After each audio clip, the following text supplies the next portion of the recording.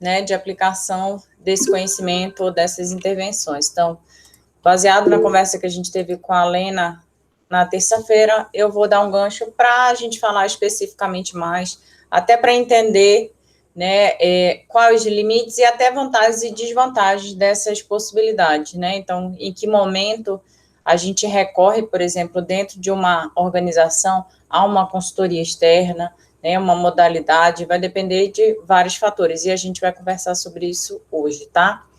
Comecei a gravar, vou compartilhar com vocês a minha tela, e aí a gente vai batendo papo, tá? Confirme aí se vocês estão visualizando. Eita, peraí. Tô com um monte de coisa aberta.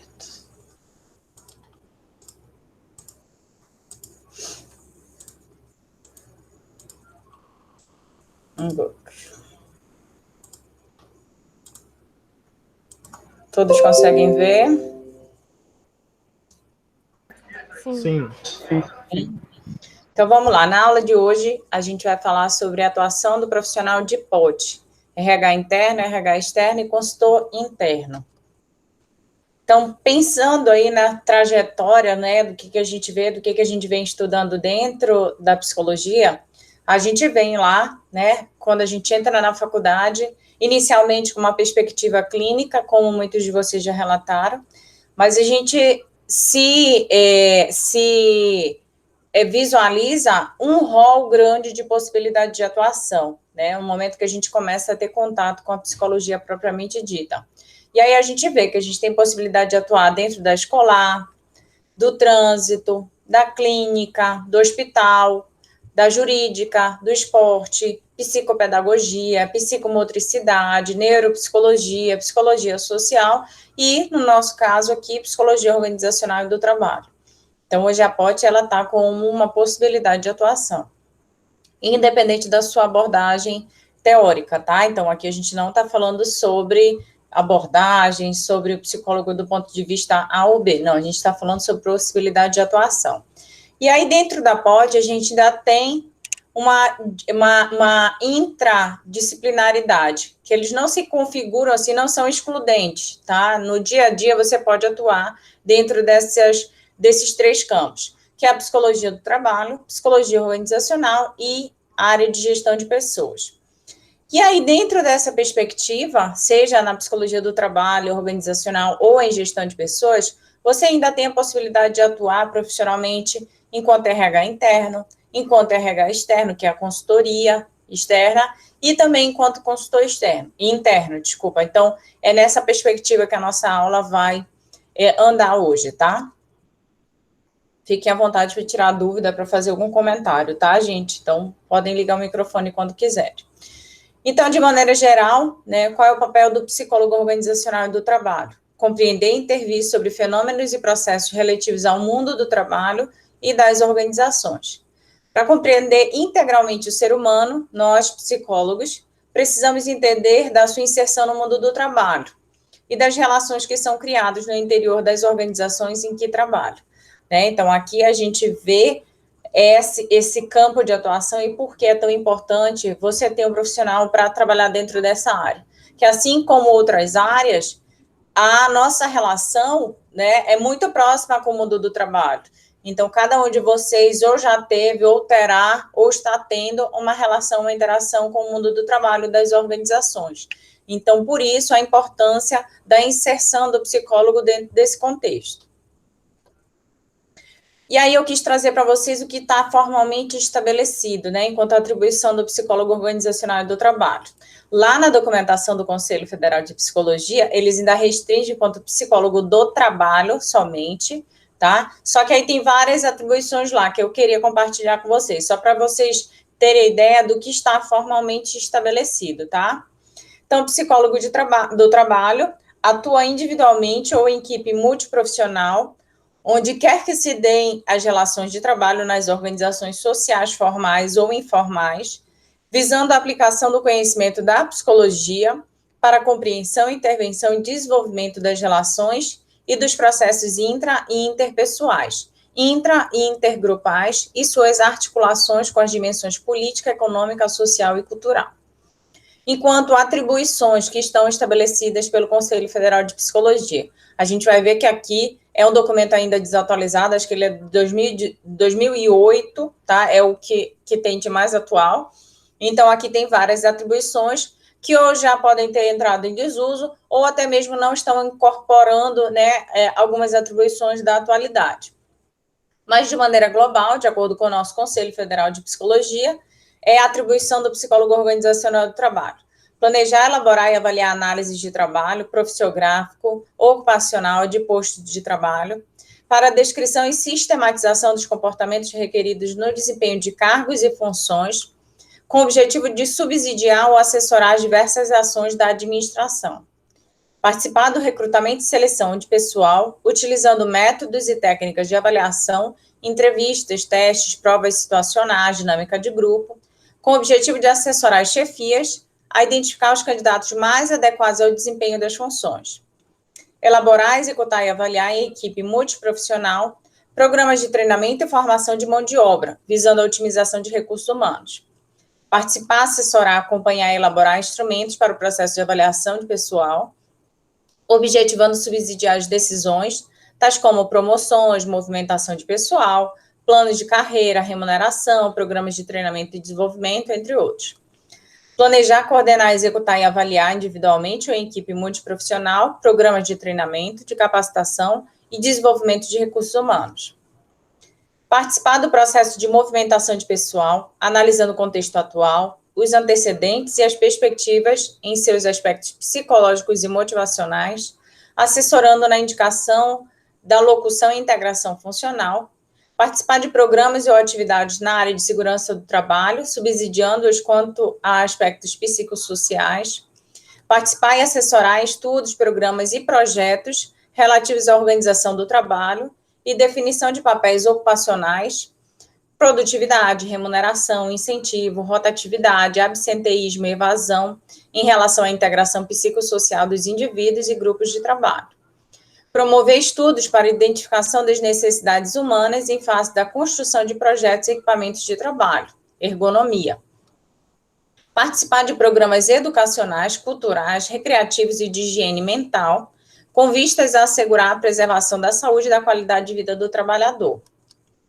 Encaminhar e orientar os empregados e as organizações quanto ao atendimento adequado no âmbito da saúde mental, dos níveis de prevenção, tratamento e reabilitação.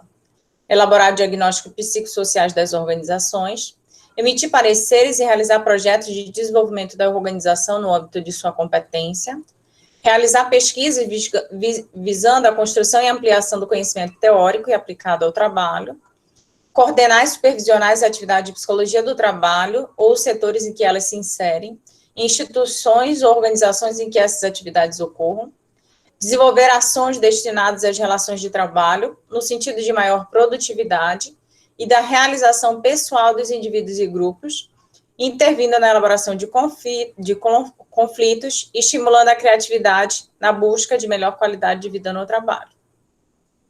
Acompanhar a formulação e implantação de projetos de mudanças nas organizações, com o objetivo de facilitar ao pessoal a absorção das mesmas. Assessorar na formação e na implantação da política de recursos humanos das organizações. Participar do processo de desligamento de funcionários no que se refere à demissão e ao preparo para a aposentadoria, visando a elaboração de novos projetos de vida. E participar como consultor no desenvolvimento das organizações sociais, atuando como facilitador de processos de grupo e de intervenção psicossocial nos diferentes níveis hierárquicos das estruturas formais. Então, tudo que foi falado até aqui, né, a gente vê que muita coisa ali, ou na totalidade, em maior ou menor grau, a gente já ouviu, né, a gente já conversou sobre o assunto. Então, ali você tem o que, né, o psicólogo organizacional pode fazer dentro desse contexto. E, claro, como a gente mesmo conversou com a Lena, você, dependendo de como for a sua atuação dentro do contexto das organizações, você vai atuar envolvendo mais ou menos atribuições dessas. E aí a gente vai ver mais para frente. Falando um pouco sobre o desenvolvimento da própria psicologia organizacional e do trabalho, então, o desenvolvimento de qualquer disciplina conduz ao nível de complexidade interna que gera os campos intradisciplinares, desdobramentos internos em um processo de crescente especialização, como afirma Barros. Então, a gente vai ver que, com o passar do tempo, né, inicialmente lá com psicologia industrial, você tinha uma característica ou atribuições específicas do psicólogo, mas com o passar do tempo, ela foi se tornando cada vez mais especializada, e para isso você acaba tendo esses campos interdisciplinares, que aí cada um deles vai ter como foco determinadas atribuições ou processos de trabalho. E aí é quando a gente vê a possibilidade, né, de atuação do psicólogo organizacional do trabalho dentro de 3 campos interdisciplinares: psicologia do trabalho, psicologia organizacional e gestão de pessoas. Estão vendo ainda, gente, que eu tive que autorizar a Bianca? Sim, Camila. Tá. Então, o interesse da POD pela ação humana inscreve-se no interior de 2 outros processos, né, fenômenos: o trabalho e a organização, configurando uma superfície que delimita 3 campos dentro da área, que são essas 3 áreas ou campos interdisciplinares. Que, em termos de atuação, gente, eles vão ter perspectivas diferentes, mas é muito difícil você, não, eu só sou psicólogo do trabalho, ou não atuo. Não, porque você tem atividades que estão interrelacionadas, tá? Então, que cada uma dessas 3 sub-áreas da psicologia organizacional do trabalho vão se delimitar, né? Vão trabalhar. Dentro da psicologia do trabalho, vai focar questões que estão relacionadas ao comportamento humano e o trabalho, o emprego propriamente dito e a execução das tarefas. Estuda a natureza dos processos de organização do trabalho e seus impactos psicossociais. Então, aqui você vai focar o trabalho propriamente dito, como as coisas são feitas, né, a maneira com que as atividades são executadas, como os processos da organização são delimitados. Vou focar a qualidade de vida e saúde do trabalhador. Vou buscar entender como o desempenho humano no trabalho é afetado por fatores pessoais, ambientais e pela forma como o trabalho está organizado. Então, aqui eu vou me debruçar também em aspectos mais voltados a sobrecarga, doenças ocupacionais. Então, a execução da tarefa está inadequada, que pode desencadear doenças ocupacionais, uma LE, dentro da psicologia do trabalho, que eu vou me debruçar. Desemprego, então, a psicologia do trabalho, ela não só vai atuar do ponto de vista interno das organizações, mas também do ponto de vista externo, no momento que aquele trabalhador vai para o mercado de novo, ele está em situação de desemprego, de reinserção no mercado de trabalho, ou preparação para aposentadoria, afastamento do trabalho por aposentadoria, preparação para inserção e reinserção no trabalho. Então, é exatamente o que eu estava falando. A psicologia organizacional, por sua vez, ela emerge das interações entre comportamento no trabalho e a organização. Ela busca entender e lidar com os processos psicossociais que caracterizam as organizações de trabalho. Envolve o exame de como os processos micro-organizacionais, atitudes, crenças, valores, percepções, construção de significados, emoções, então aspectos ali da cultura organizacional, né, do clima organizacional, estruturas, cultura, poder, políticas. Então, isso tudo vai estar envolvido dentro do campo da psicologia organizacional. Já na gestão de pessoas, aqui é quando a gente vê a execução dos processos de recursos humanos propriamente ditos, tá? Então, aqui é onde a gente vê os processos de captação, integração, avaliação e desenvolvimento de profissionais. Então, aqui, dentro da atuação em gestão de pessoas, que eu conduzo todos esses processos. Então, surge da relação entre a ação humana e a organização propriamente dita, enfocando o conjunto de políticas e práticas que revela a estratégia utilizada para organizar a ação individual e coletiva. Então, é aqui em gestão de pessoas onde eu vou focar quais são as políticas que vai regular todos os processos dentro da minha organização, né? A forma como as pessoas vão atuar, a carga horária que as pessoas vão cumprir, né? Quais são as regras que devem ser cumpridas dentro dessa organização, como vai percorrer a trajetória profissional da carreira daquele trabalhador. Então, isso tudo está envolvido dentro de gestão de pessoas. Então, as políticas são todas essas regras, procedimentos que são estabelecidos. E as práticas são as formas que a organização vai conduzir, a área de gestão de pessoas vai fazer para captar, desenvolver, integrar, avaliar, né, e todos os profissionais daquela organização. Então, é aqui onde eu tenho o que hoje a gente vê mais diretamente como atuação em recursos humanos. Mas se vocês forem analisar aí, o profissional de pote, ele acaba fazendo tudo ao mesmo tempo. Porque, olha, imagina que eu tenha que conduzir um processo de captação e avaliação profissional. Eu tenho que entender sobre a execução daquela tarefa. Eu tenho que avaliar também os riscos, se aquele perfil daquele profissional está condizente com as condições ou o perfil daquela vaga. Então, todas essas áreas estão interrelacionadas. Então, a todo momento, eu não deixo, não, eu não sou de psicologia organizacional, não atuo dentro dessas atribuições. Não, o tempo inteiro a gente está com responsabilidades que são compartilhadas entre essas 3 sub-áreas. Então, por isso que elas não são isoladas, elas estão entrelaçadas. Tudo bem, gente, até aqui? Alguma dúvida? Algum comentário? Está ficando bem clara essa distinção entre esses 3 campos interdisciplinares? Tá sim, professora. Só tenho uma dúvida aí quanto à questão de se especializar. Pode ter, então, um profissional mais especializado em uma dessas áreas? Pode ter Sim. um profissional que é melhor em gestão de pessoas do que é em psicologia do trabalho, por exemplo, por Sim, ter uma formação específica para isso? Sim, porque, por exemplo, se você está falando dos processos propriamente ditos, né, você não precisa necessariamente trabalhar toda aquela especificidade, lembra da ergonomia, da anatomia, ou mesmo na execução da tarefa. Então, você não precisa se aprofundar ali, né? E aí você pode focar sua carreira numa sub-área propriamente dita. Você acaba que atua mais diretamente, mas isso não quer dizer que a formação de vocês não dê conta dessa multiplicidade, tá? Mas, claro, que, invariavelmente, você acaba delimitando ou direcionando a sua carreira, a sua atuação para uma desses 3 campos interdisciplinares. E dentro deles, ainda uma especificidade. Lembra que a gente conversou na terça-feira? Então, mesmo dentro de gestão de pessoas, ainda assim, você, às vezes, dependendo, claro, da organização que você faz parte ou de como você trabalha, você acaba ainda restringindo ainda mais a sua atuação. Então, imagina que você foca os processos de gestão de pessoas e dentro desses processos você ainda é especialista em treinamento, desenvolvimento e educação. Você ainda restringiu ainda mais, mas isso quer dizer que você não tem competência para atuar nas outras áreas? Não, você tem sim noção, mas não é necessariamente um especialista dentro daquela área, entendeu? Então, nesses 3 campos interdisciplinares, há ampla diversidade de fenômenos que suscitam interesse de pesquisa e demandam intervenções do POT. A amostra de temas e fenômenos utilizados para descrever cada campo não deve levar a vê-los como espaços de ação separados. Dentro da perspectiva, vamos ver os exemplos para ver essa interdisciplinaridade.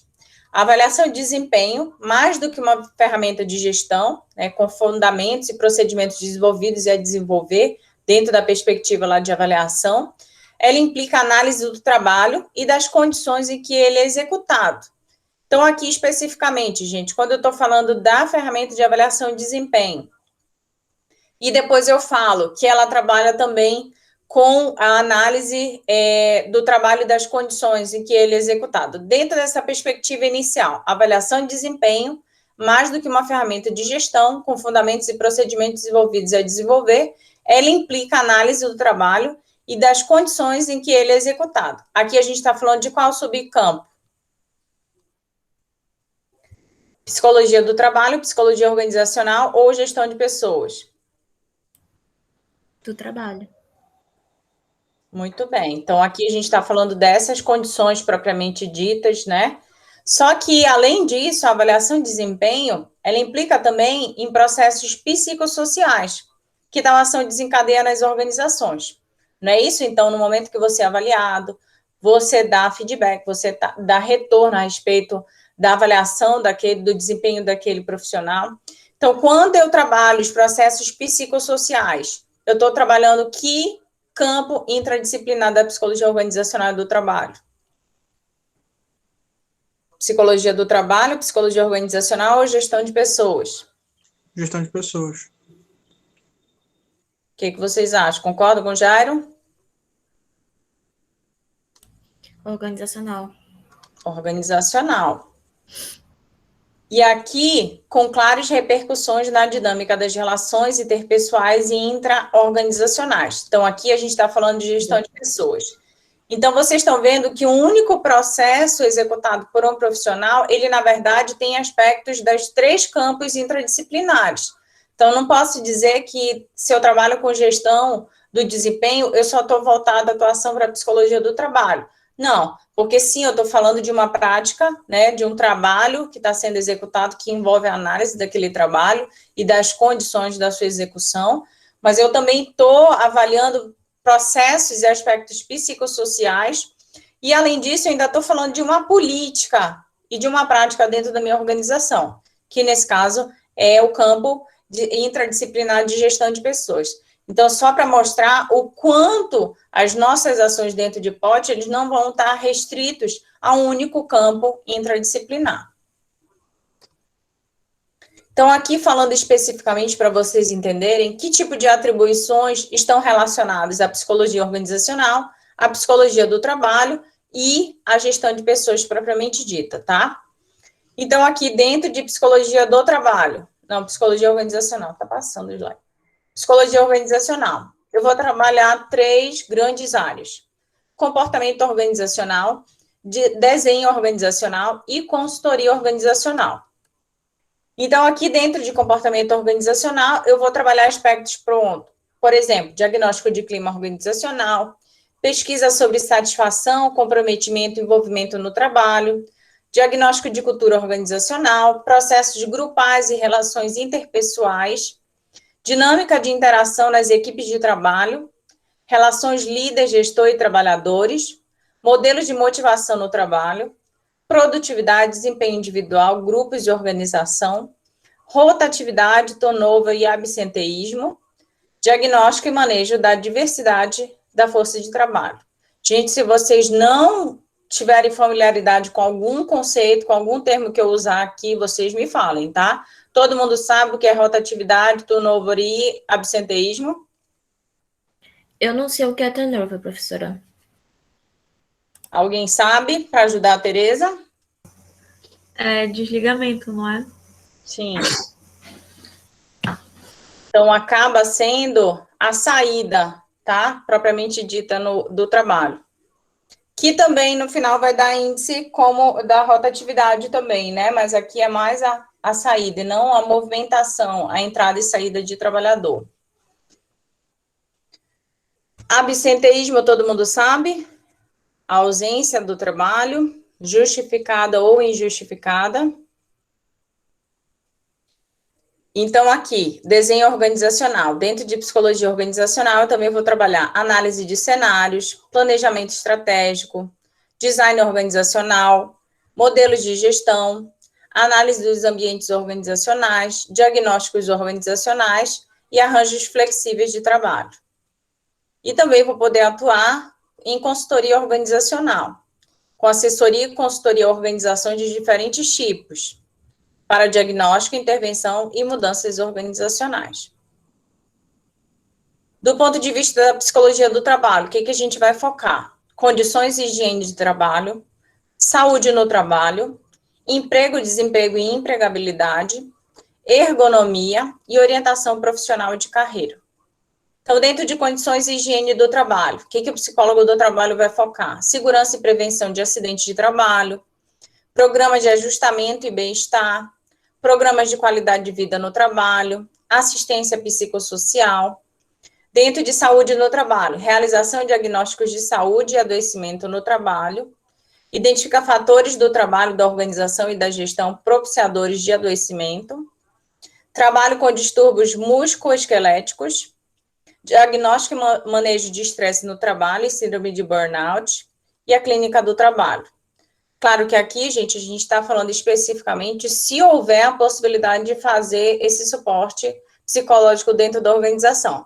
Não vai ser necessariamente o psicólogo que vai trabalhar todos os processos de gestão de pessoas e ainda fazer uma clínica, um trabalho clínico, não. Esse profissional de POT pode ser contratado para atuar dando suporte psicossocial para o trabalhador, tá? Mas ele não vai atuar em todas essas áreas e ainda fazer clínica dentro das organizações. Emprego, desemprego e empregabilidade. Então, aqui eu vou trabalhar manejo dos impactos psicossociais do desemprego, construção de estratégias de recolocação no mercado de trabalho. Então, tem algumas organizações que elas já têm empresas, por exemplo, parceiras, né, conhecidas, que no momento que há um desemprego, ele acaba indicando aquele profissional para participar de processo seletivo. Então, ele já tem ali uma possibilidade, uma estratégia para não deixar aquele colaborador, se for um bom colaborador, claro, no mercado de trabalho, desempregado. Ergonomia, que a gente já falou aqui, análise do trabalho e de suas cargas físicas e mentais, avaliação ergonômica do contexto de trabalho, ambiente, avaliação ergonômica de equipamentos e ferramentas do trabalho, planejamento, implementação e avaliação de intervenções ergonômicas e análise da interação homem-computador.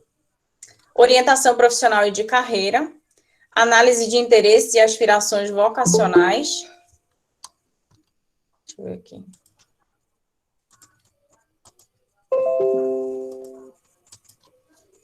Avaliação, orientação e aconselhamento nas escolhas profissionais e aconselhamento e desenvolvimento individual. Então, deixando claro aqui, gente, que não necessariamente todas essas atribuições e possibilidades de trabalho do psicólogo organizacional do trabalho, ele vai ser executado dentro do contexto das organizações, tá? Então, por exemplo, esse último campo, orientação profissional e de carreira, não necessariamente tem que ser dentro de uma organização. Eu posso trabalhar com outro público, mas ainda numa perspectiva voltada ao trabalho. Mas aí eu vou ter outra possibilidade, outro contexto de trabalho, até mesmo outro público, que não são os colaboradores de uma organização. Deu para entender, gente, essa diversidade, possibilidade de atribuições? Vocês têm alguma dúvida sobre alguma responsabilidade ou possibilidade de atuação do psicólogo do trabalho? Professora, ele que vai estar responsável pelo plano de carreira, o estudo de quais benefícios a empresa pode oferecer para os colaboradores, esse tipo de coisa? Sim. Porque tudo vai estar voltado ao programa, pode estar dentro do programa de qualidade de vida, né? Então, dentro da saúde no trabalho. E aqui, só que isso vai se configurar, Jário, como uma prática e uma política de recursos humanos. Então, também está voltado para a gestão de pessoas, pensando no campo interdisciplinar. Mas é um aspecto voltado para a qualidade de vida, para o bem-estar do trabalhador também, tá? Então, mais uma vez, vendo como uma possibilidade de inter-relação entre esses três campos, tá? É porque tem sido cada vez mais comum, né, as pessoas substituírem os empregos por determinada empresa ter um plano de carreira ou benefícios superiores a outras empresas. Por mais que o pagamento, de fato, não seja o mais atrativo, esses benefícios acabam sendo mais bem aproveitados, né? Com certeza. E aqui, gente, é bom vocês saberem também que vai perguntar, professora, mas isso tudo a gente vai desenvolver sozinho? Não. Cada uma dessas atribuições pode estar relacionada a uma equipe ou um trabalho multiprofissional. Então, quando eu falo em assistência psicossocial, eu posso trabalhar junto com psicólogo clínico, com um terapeuta, com um assistente social. Quando eu falo em saúde no trabalho, eu estou trabalhando com o profissional de segurança do trabalho, com o médico do trabalho, entendeu? Então, também com o psicólogo clínico eu posso ter. Então, você, em cada uma dessas atribuições, vai ter uma relação direta com vários outros profissionais, tá? E aí, várias organizações também, às vezes. Então, não é só responsabilidade sua dar conta de tudo, tá? E aí, pensando no terceiro campo, né, dentro de POT, é o de gestão de pessoas, que aqui a gente vai ver, gente, os processos, políticas e práticas propriamente ditas de recursos humanos. Então, aqui a gente vai ter administração de pessoas, análise do trabalho, recrutamento e seleção, treinamento, desenvolvimento e educação, avaliação de desempenho e relações de trabalho.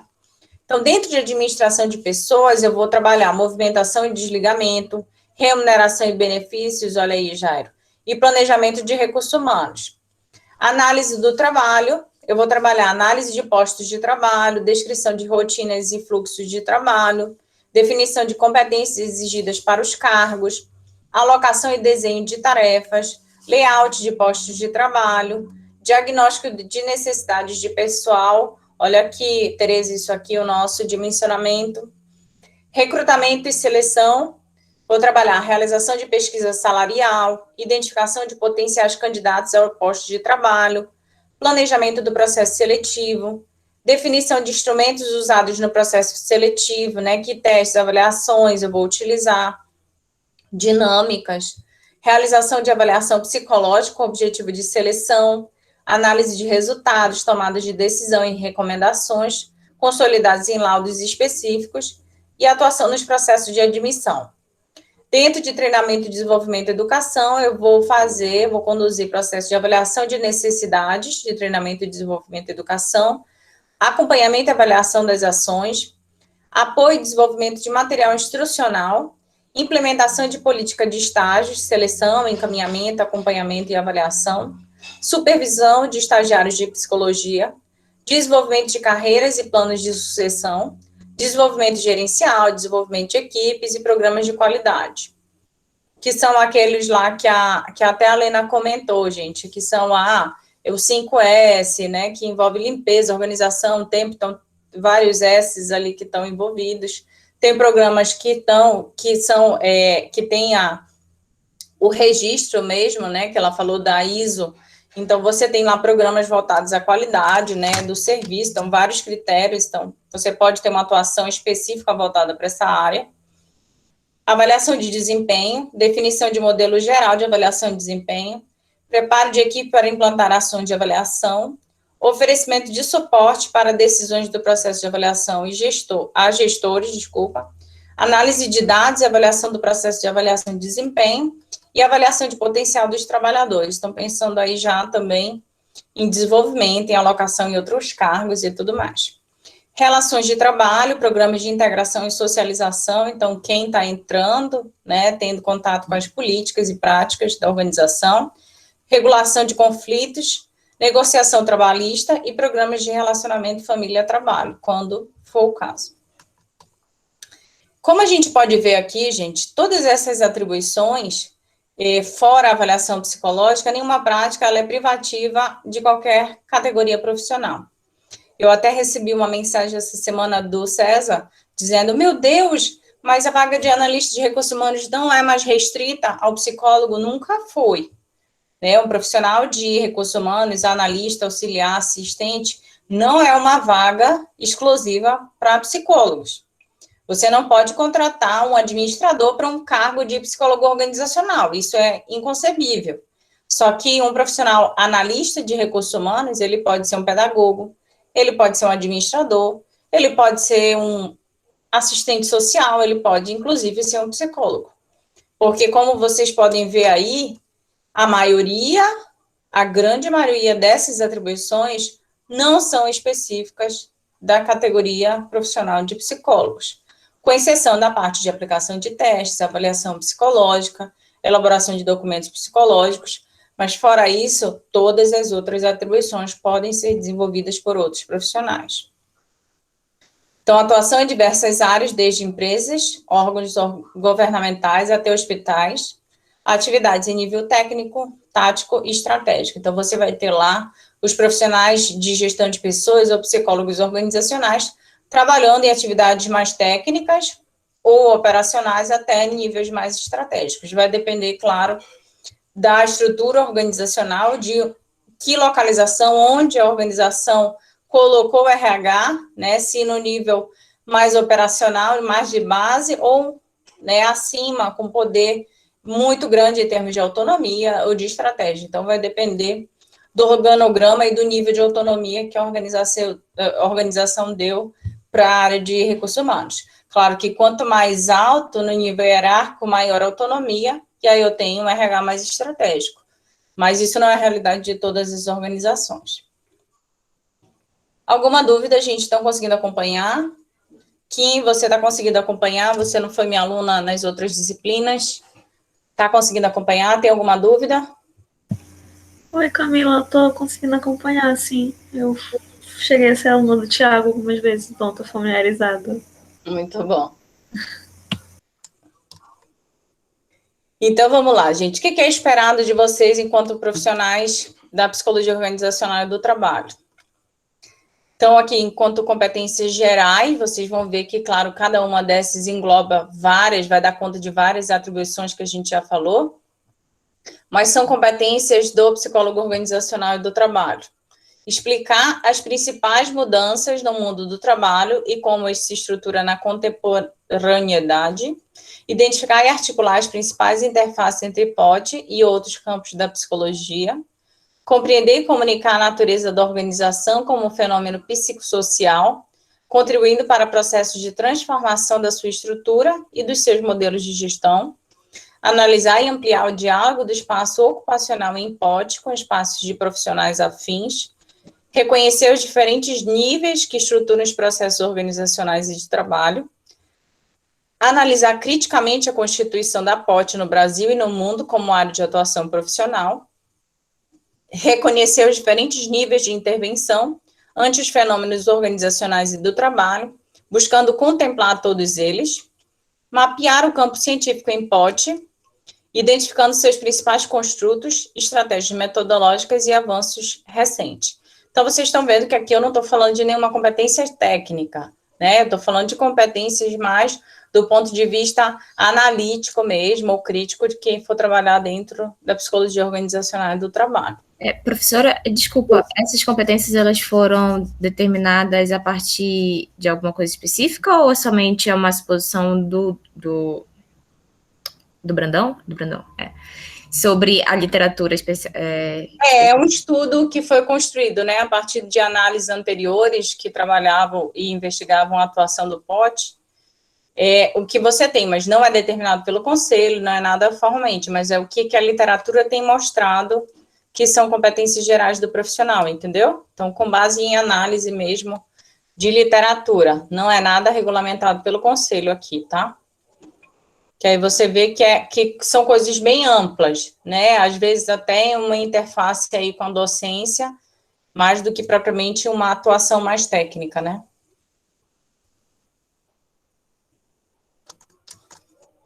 E aí, o que a gente tem enquanto desafios, né? O que vocês acham, gente, que hoje são os desafios, assim, as principais dificuldades do profissional de POT, na sua atuação profissional? O que vocês acham? Deixa eu olhar vocês. O que vocês acham? Quais são as nossas principais dificuldades? Aí, tendo em vista tudo que a gente pode fazer, que a gente tem grande potencial, né? Quando a gente olha, a gente vê, meu Deus, a gente pode dominar o mundo, as organizações. Mas por que a gente não vê, assim, o trabalho do profissional tão, às vezes, reconhecido, ou até mesmo dentro do ponto de vista da academia, da ciência? Por que a gente não vê tanto isso? O que vocês acham? Quais são os nossos desafios, as nossas dificuldades? Tanto do ponto de vista da academia, quanto do ponto de vista da atuação profissional. O que vocês acham? Professora, eu acho que a nossa maior barreira é a nossa cultura, que exclui os psicólogos de todos os campos, sabe?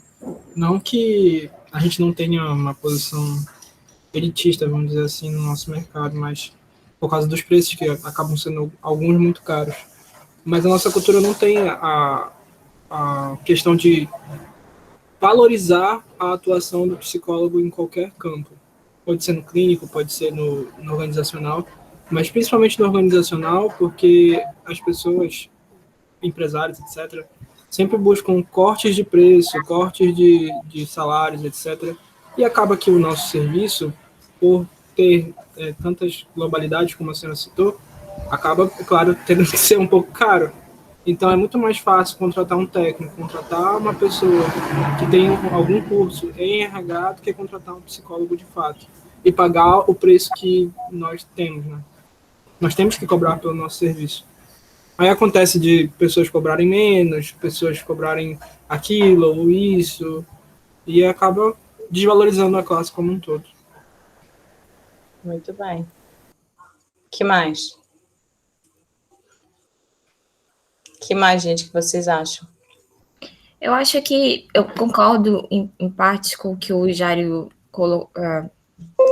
discutiu, que colocou, né, a colocação do Jário, só que eu discordo no ponto que isso seja específico em relação ao psicólogo.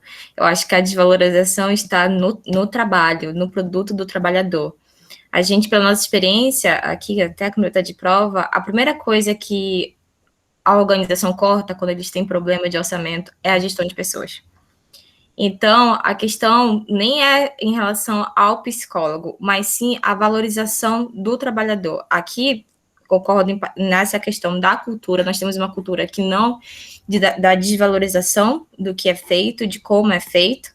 Nós estamos também fazendo uma pesquisa, eu e Felipe, em relação à segurança do trabalho, e a gente vê que mais especificamente em relação a entregadores, né, de serviço de entregas, trabalhadores em serviço de entregas, e a gente vê que eles estão numa situação também de precarização do trabalho.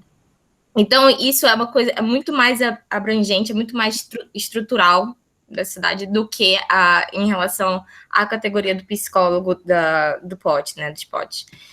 Então, eu acho que essa é uma das dificuldades. Eu vejo tantas dificuldades nessa área para estabelecer uma gestão estratégica em uma organização. É lindo, nós temos todo o aporte teórico necessário, a gente tem toda a literatura que é adequada para isso, mas existem tantas dificuldades, tanto econômicas, quanto culturais, quanto também ideológicas. Muitas pessoas não acreditam no trabalho de gestão de pessoas, acham que não é necessário, então tem que fazer toda uma sensibilização para poder implementar um projeto numa organização, e isso é desgastante no sentido de que a gente tem que ir em busca sempre da afirmação, né, daquele profissional.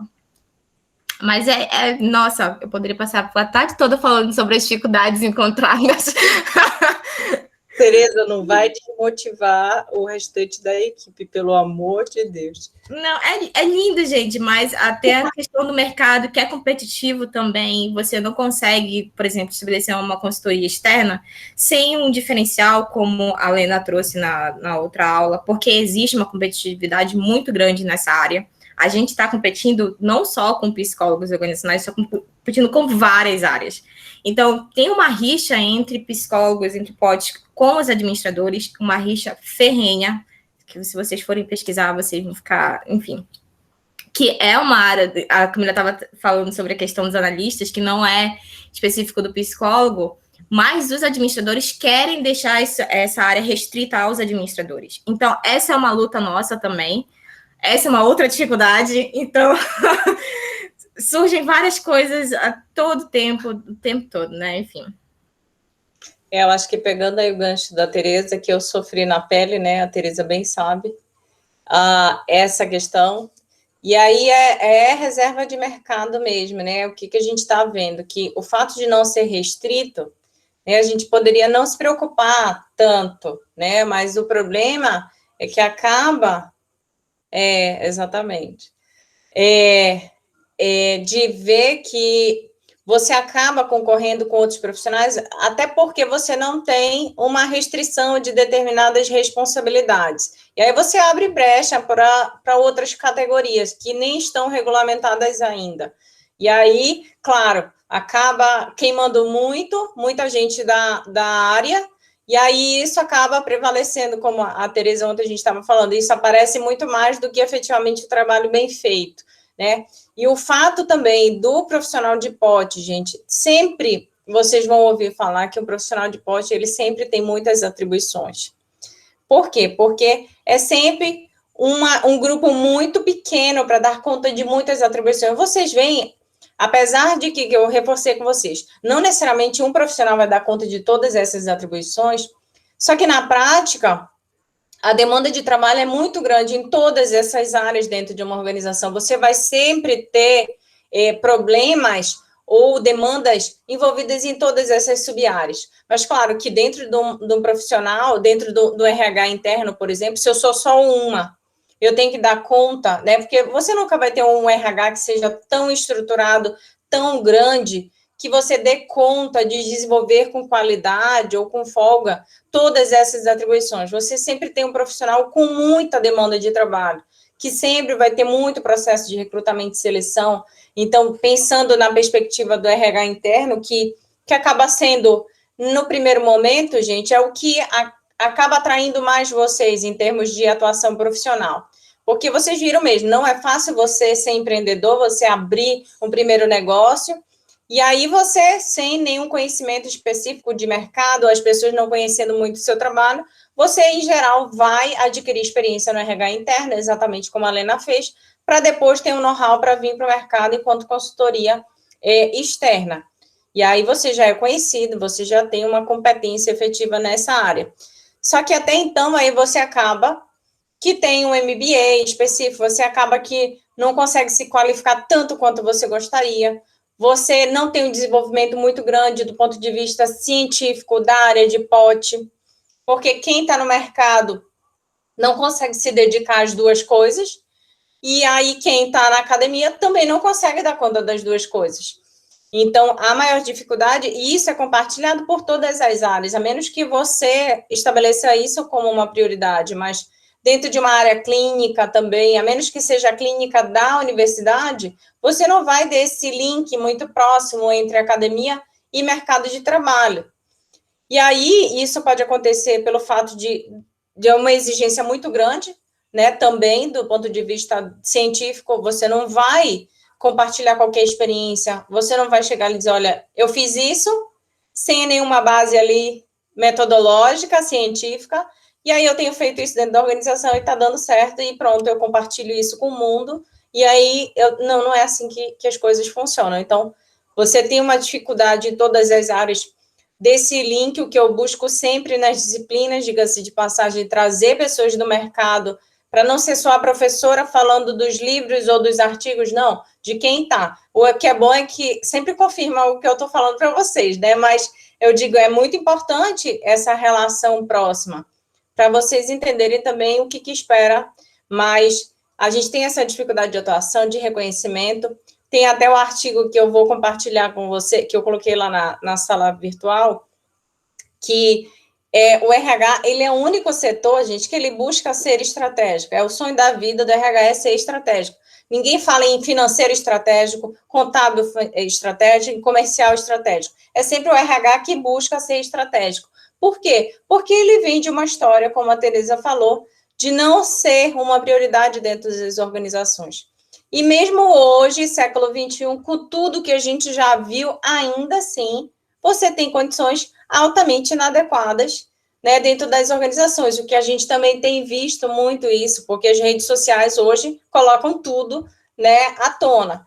Então, a área de gestão de pessoas é, sim, ainda tratada, né, não todas as organizações, claro, mas a maioria, até porque às vezes não tem estrutura mesmo, gente, não tem como dar muita autonomia, não tem como dar muito dinheiro, e não tem como ampliar a equipe, então você acaba que fica numa situação mesmo mais defasada com relação às outras etapas. E se você pensar, eu vou priorizar o financeiro ou gestão de pessoas, você tem como comparar? Eu não teria como comparar, mas as organizações comparam. E aí, no momento de estabelecer prioridades, a gestão de pessoas não é a prioridade. Mas, claro, o cenário ele vem se modificando, até porque as pessoas, as organizações têm visto que eu só consigo resultados, eu só consigo satisfação, eu só consigo desempenho por meio das pessoas. Mas isso a gente tem que convencer, né, mostrar efetivamente. E não está já isso cristalizado, não, é o nosso, o que o Jairo falou, que a Teresa a gente sempre tem que reforçar a nossa importância, a gente sempre tem que sensibilizar da importância do que a gente está fazendo, diferente de outras áreas. Então, a gente tem dificuldade, assim como se a gente trouxesse alguém de clínica, ia falar um monte de dificuldade da escolar, coitado do profissional de escolar também, apesar de ser uma área maravilhosa, mas, gente, é muito sacrifício também, não é dado o devido merecimento, o devido reconhecimento. Então, sim, a nossa categoria psicólogos, por si só, eu concordo com o Jairo, que a gente ainda está buscando o nosso reconhecimento em todas as áreas, né, até mesmo na clínica. Qualquer profissional que vai lá e que fala não sei o que, o coach agora estava sendo substituído até fazendo divã e tudo mais, gente. É porque a gente, às vezes, também não tem uma força muito grande nas categorias, porque isso aí é delimitar área de atuação, não necessariamente restringir. Clínica não pode ser desenvolvida por outro profissional. Mas se eu não delimine, se eu não faço alguma coisa, se eu não reivindico, assim como os administradores estão tentando, mas é muito difícil conseguir restringir, diga-se de passagem, mas eles tentam, que é para fechar mesmo o nicho. Eu só vou poder contratar profissionais daquela área se for administrador, que aí eu restringo, eu acabo fortalecendo a minha categoria, entendeu? O fato da atividade de analista de recursos humanos, auxiliar qualquer, não ser restrita, abre brecha para um coach, para um pedagogo, para qualquer profissional de qualquer outra área fazer. E como o Jairo falou, hoje você tem profissionais, cursos profissionalizantes hoje, que você faz em 2 anos, você forma um técnico em recursos humanos e pronto, ele pode ser contratado para essa vaga. E a gente tem que penar 5, 6 anos dentro de uma formação superior para tentar ocupar esse mesmo cargo. Então, sim, tem muita coisa por trás, mas a gente tem também total condições de ocupar e de ganhar essas vagas. Então, isso que a gente tem que buscar. Não só ficar pensando nas dificuldades, porque todos vão ter, gente. Mas é lindo, gente, é maravilhoso. Depois de todas essas... Depois de tudo isso que a gente falou, a ideia é que vocês sejam potes, tá? Então, aqui, alguns problemas, né, na direção do que a gente falou.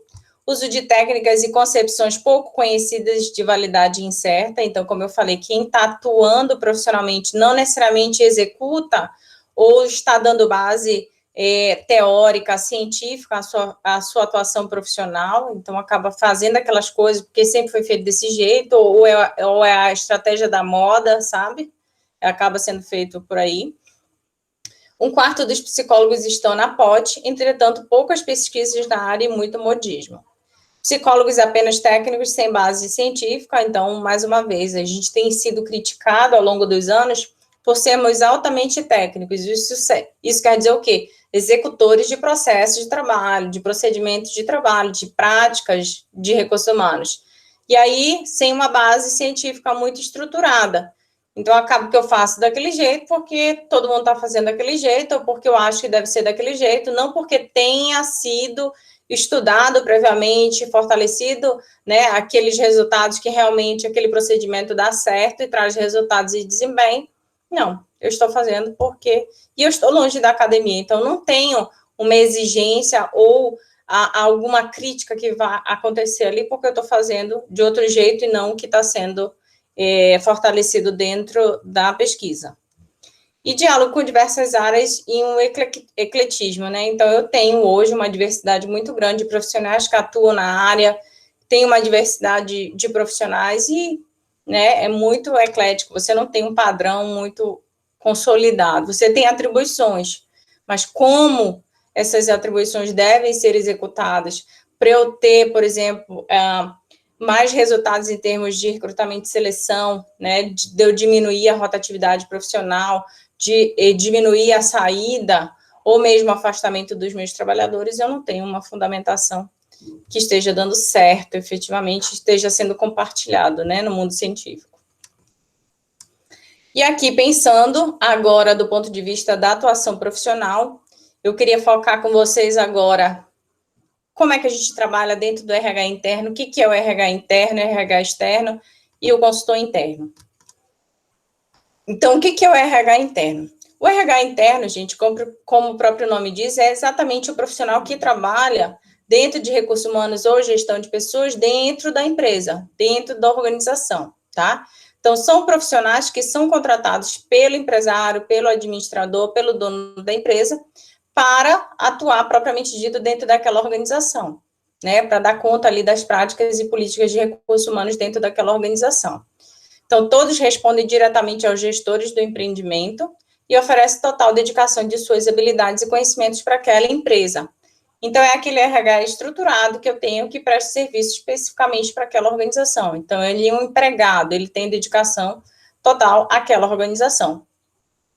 Uma das vantagens de montar um time desse tipo, né, um RH, é que existe um conhecimento aprofundado de certos problemas. Então, o fato de eu ter um RH interno, eu vou ter uma proximidade muito maior com os trabalhadores daquela organização, eu vou ter um conhecimento muito maior sobre as rotinas, culturas, crenças, valores daquela organização, né? Dentro do processo, às vezes, interno, de recrutamento interno, eu tenho um conhecimento mais aprofundado sobre aqueles candidatos.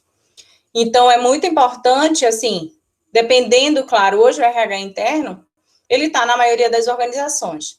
Organizações muito pequenas, às vezes, que tem um escritório, às vezes não tem esse RH interno, porque não há necessidade de você ter um profissional 100% dedicado àquela empresa.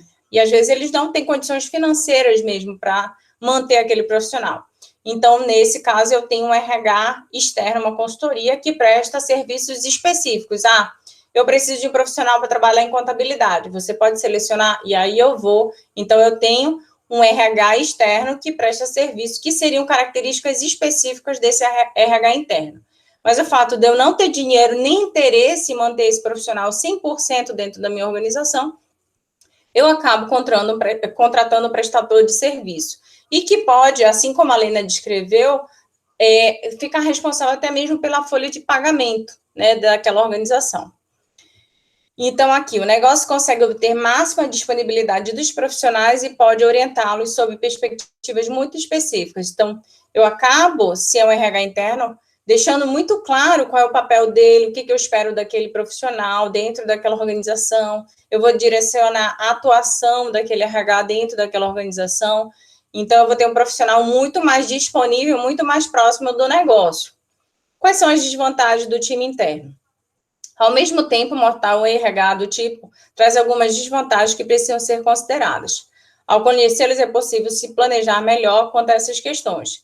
Então, diminuir seus impactos. Então, aqui eu posso ter um profissional que, estando muito mais próximo, também, às vezes, tem dificuldade de promover um desligamento, às vezes, de fazer uma mudança organizacional significativa, né? Ou mesmo estabelecer uma nova política de recursos humanos que vai impactar na vida das pessoas. Por quê? Porque tem essa proximidade maior, né? Até mesmo se é uma estratégia da organização, um planejamento, uma nova estratégia que está sendo implementada, que vai movimentar todos os setores, ou mesmo organograma, a estrutura organizacional, quem está muito próximo, né, que tem uma convivência muito maior, acaba tendo mais dificuldade ali de se tornar imparcial dentro desse processo de mudança. Então, por isso, às vezes, é contratada uma empresa externa para poder fazer esses processos dentro da organização.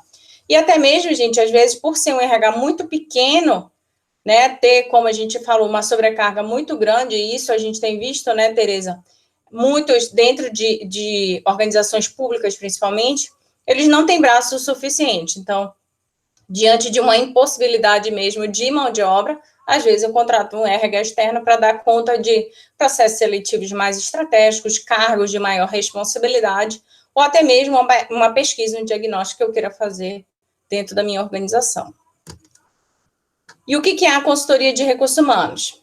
É uma consultoria, uma empresa especializada ou uma pessoa especializada que analisa o ambiente organizacional dos clientes, focando na gestão de pessoas e nas relações interpessoais, com o objetivo de elaborar um diagnóstico do cenário atual, identificar quais são os processos que precisam de ajustes e, por fim, propor estratégias para melhorar o desempenho da empresa.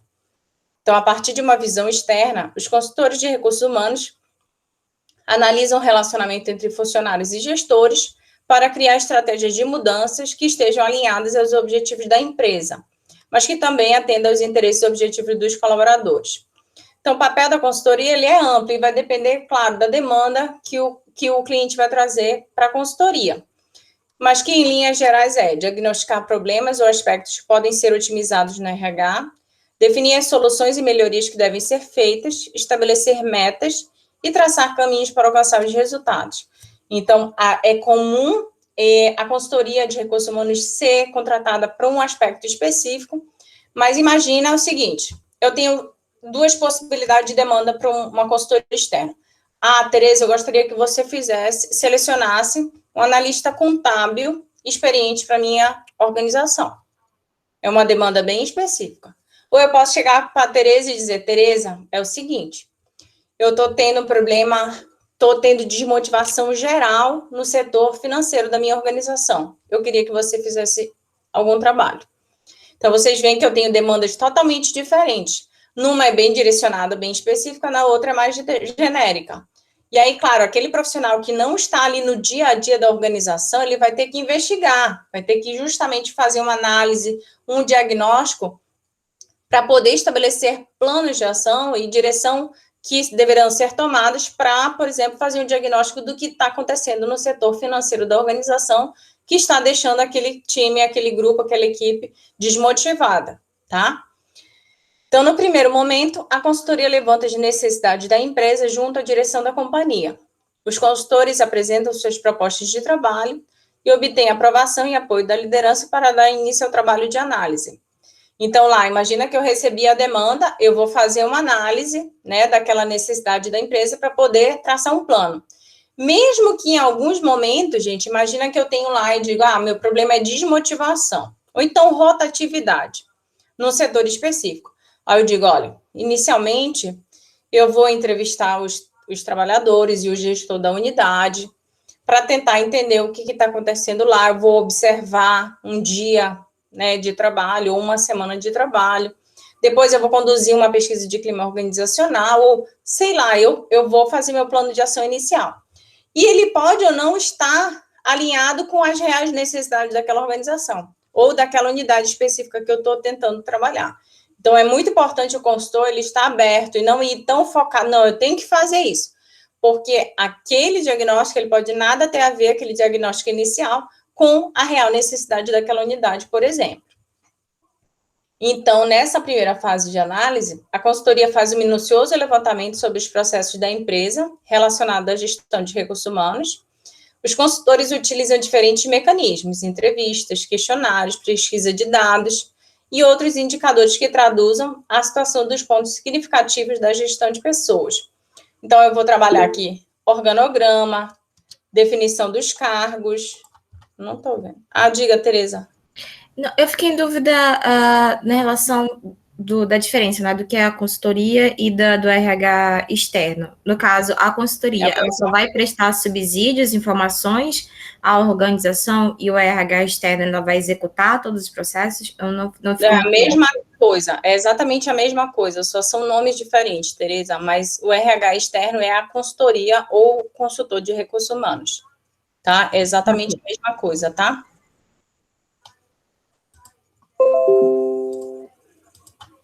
Ainda está aparecendo para vocês, gente? Sim. Tá. Então, os consultores utilizam desses diferentes mecanismos, então a gente analisa organograma, a definição dos cargos, processos de seleção, turnover e rotatividade, ambiente de trabalho, sistema de remuneração, produtividade, treinamento, comunicação corporativa, liderança, absenteísmo, motivação e clima, cultura organizacional.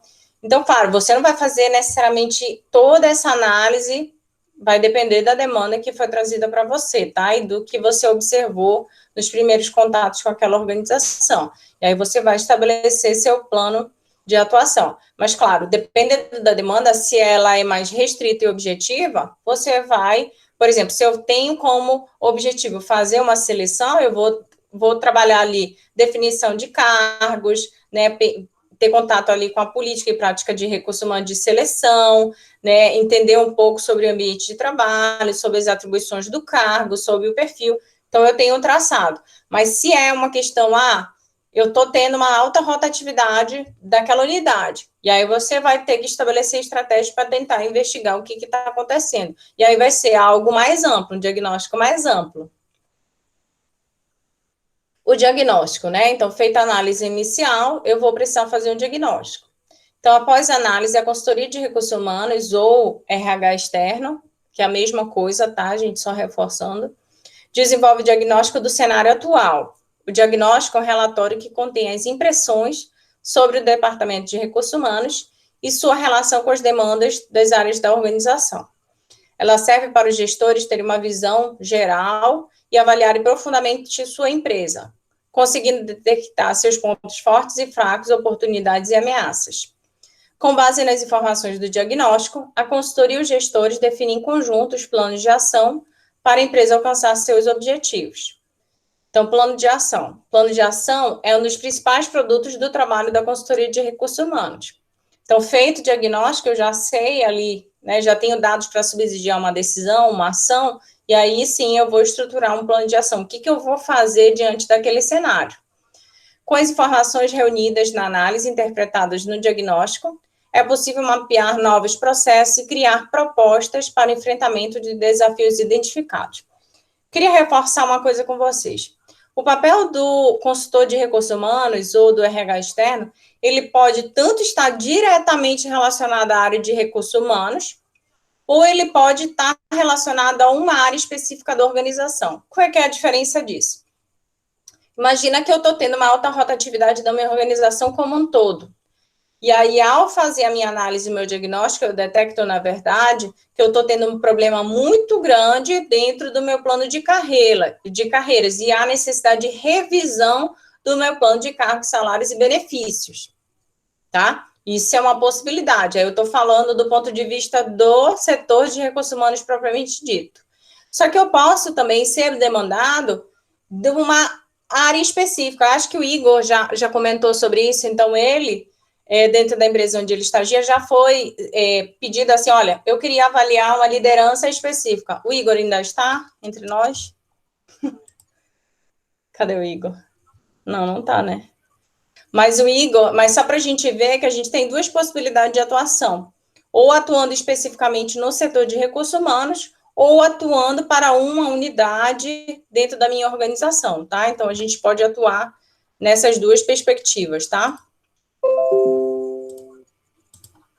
E aí, por exemplo, o Igor, que eu ia dar o exemplo dele, ele foi demandado por um gerente pela área de recursos humanos, dizer, olha, eu queria uma avaliação daquela liderança. E aí ele foi lá e fez um trabalho, um projeto voltado para avaliação de determinada liderança, entendeu?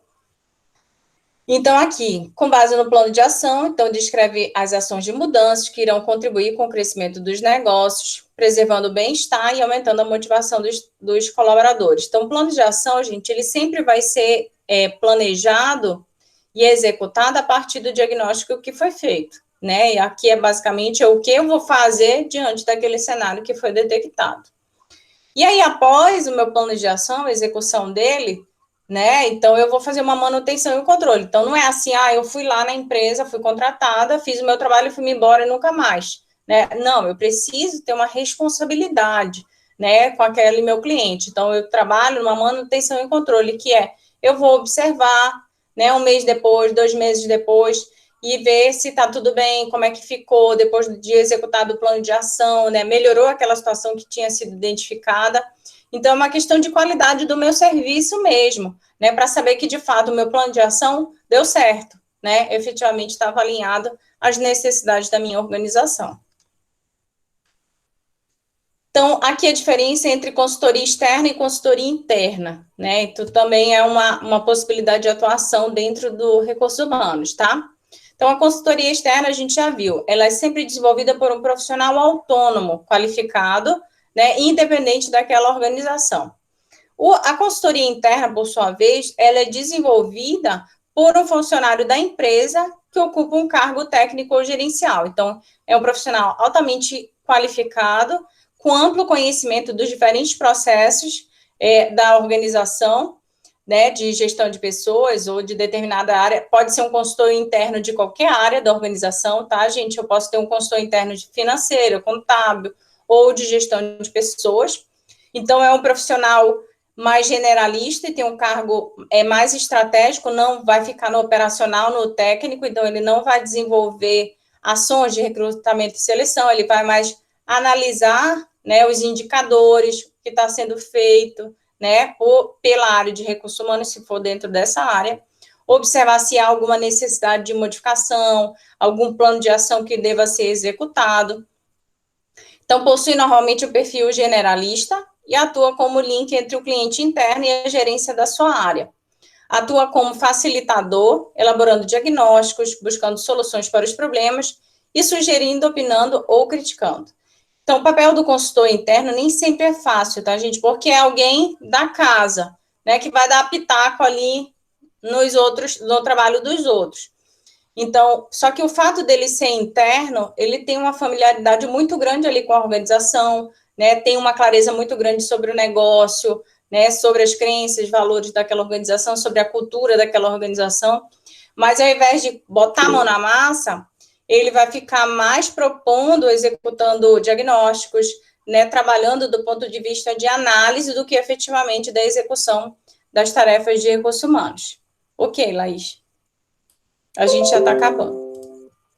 Deu para entender, gente, o papel do consultor interno? Então, ele pode ser um consultor interno de qualquer área, tá? Dentro da nossa área de recursos humanos, ele vai atuar junto com o profissional de recursos humanos, mas não necessariamente na execução dos processos e das práticas de recursos humanos. Ele vai trabalhar mais no trabalho de consultor, de observador, de análise mesmo do diagnóstico. E, a partir dali, ele vai propor soluções, ele vai indicar, por exemplo, soluções, né, para os problemas que ele detectou.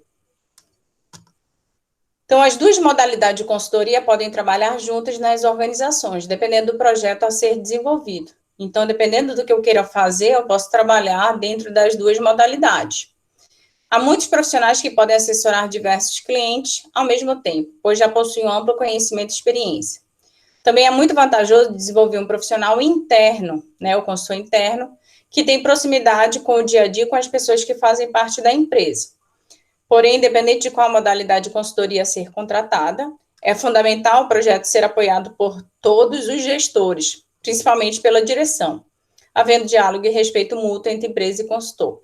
A gente tem visto isso muito até dentro do trabalho do GESCOM, que quando a gente tem apoio da alta administração, todo o projeto flui com muito mais facilidade. Quando é um profissional ali da base operacional, que está muito no dia a dia ali, no técnico, nem sempre ele consegue o apoio político, né, de gestão necessário para a execução efetiva do trabalho. Então, isso acontece em todos os ramos, tá? Então, vantagens e desvantagens do consultor interno. Possui vantagem por estar diariamente em contato com os procedimentos internos, possuir maior conhecimento dos aspectos informais, os chamados atalhos organizacionais, sabe aquilo que não foi dito, não está escrito, mas todo mundo se comporta daquele jeito e faz daquele jeito, são os atalhos organizacionais. São os aspectos mais subjetivos da cultura organizacional. Possuir maior acesso a pessoas e grupos de interesse, além de participar da avaliação e do controle do processo inerente ao trabalho. Por último, o consultor interno possui um certo poder informal que pode facilitar seu trabalho. Por ele já ter uma interação, não é alguém de fora que está vindo meter o bedelho no meu trabalho. Por outro lado, o consultor interno carece de atualização prática. Seus conhecimentos são adquiridos de maneira teórica. Por este não ter oportunidade de aplicar esses novos conhecimentos em diferentes casos e empresas. Por esse mesmo motivo, o consultor interno geralmente possui menos experiência que o consultor autônomo. Claro, né? Então, se é uma pessoa de fora que a todo momento está sendo demandado, tem uma nova dificuldade, tem um novo desafio, que é o consultor externo, né? Uma nova realidade organizacional, está trabalhando no novo ramo, com novas pessoas, então, a todo tempo ele está atualizado, né? Não só tendo que se adaptar também a novos ambientes, novas rotinas, a novos processos de trabalho. Então, isso acaba dando um know-how, né? Uma experiência muito maior para o consultor externo do que consultor interno. Dentro da empresa, suas ideias geralmente têm menor aceitação nos altos escalões da empresa. E por normalmente ter vínculo empregatício com o cliente, possui menor liberdade para dizer e fazer as coisas. Claro, se é alguém interno ali que está vindo palpitar no meu trabalho, mas, claro, vai depender de que autonomia, né, responsabilidade e moral mesmo a alta gestão está dando para o consultor interno. Né? Se ele tem autonomia, se ele tem responsabilidade, se ele tem know-how e as pessoas, de fato, acreditam na qualidade do trabalho dele, ele vai ter condições de executar sua consultoria com qualidade. Então, aqui, só para frisar, gente, consultor autônomo, consultor externo e RH externo, tudo a gente está falando de consultoria externa de recursos humanos, tá? Vantagens e desvantagens do consultor externo. Quando é que eu contrato um consultor externo? Né? Então, eu contrato quando eu tenho uma demanda específica que eu não dou conta enquanto RH interno, ou mesmo não tenho competência, às vezes, ou infraestrutura o suficiente. Então, vocês veem que a Lena tem acesso a determinadas ferramentas por ser uma consultoria externa e atender a várias organizações. O consultor externo possui maior experiência prática que o interno, por estar sempre em atividade em empresas diferentes, com problemas diferentes. Por esse mesmo motivo, o consultor externo pode trabalhar com maior imparcialidade, tendo dos altos escalões da empresa uma maior confiança. Ainda, este pode estar livre de vícios praticados pela empresa, para uma visão diferente de problemas praticados pela empresa. Ah, não, a gente sempre fez assim. Não, mas vocês estão fazendo errado. Não, mas o consultor interno poderia não ter essa mesma capacidade de ser crítico diante de algum processo de trabalho ou algum vício, por exemplo. O consultor externo, ao contrário do interno, pode correr maiores riscos, claro, porque ele pode propor uma solução que não esteja adequada à realidade daquela organização, por não ter um amplo conhecimento sobre aquela organização, sobre o ramo de atuação, sobre a cultura daquela organização. Então, por isso, ele sempre precisa, gente, passar um tempo antes para conhecer a organização que ele vai atuar, para conhecer o ambiente organizacional, a cultura daquela organização, o ramo de atuação, para que, de fato, o plano de ação que ele for estabelecer adeque, né, esteja adequado e atenda à necessidade daquela organização. Mas também existem desvantagens. O consultor externo possui menor conhecimento dos atalhos organizacionais, pois normalmente não está presente diariamente na empresa cliente. Tem menor acesso a pessoas e grupos de interesse, além de possuir somente um relativo poder formal.